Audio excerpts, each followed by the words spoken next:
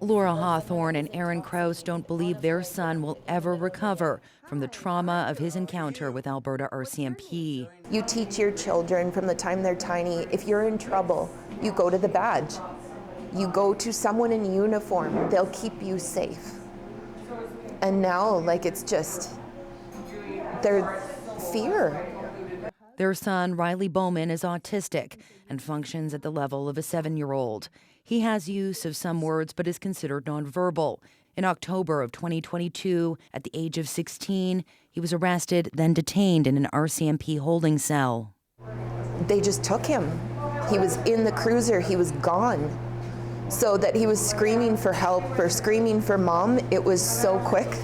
And then they were just gone.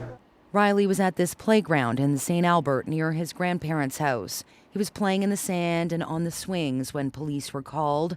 An investigation by Alberta's police watchdog found that officers mistakenly identified Ryley as a known drug user who lived nearby and wrongfully mistook the teen's neurodivergence and inability to communicate for intoxication. The Alberta Serious Incident Response Team recommended charges of assault and unlawful confinement against the officers who arrested Ryley.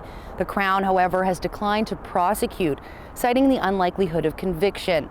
Meanwhile, RCMP say their investigation into the incident is complete and the officers involved remain on active duty. While the case may be closed, for Ryley and his family, it's not over. His parents say he can't forget.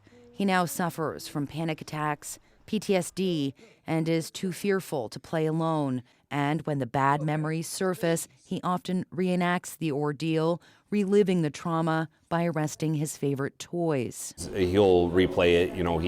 He loves his stuffed animals, and he'll bring them upstairs and he'll put their hands behind their back and say that Elmo was being arrested, or and then I think what hurts me the most is that every once in a while he'll do that, and then he'll ask me why, and I have no good answer for him.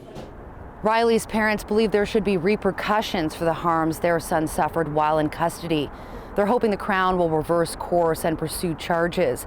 They're also pursuing legal action, but hoping for changes too outside the courts.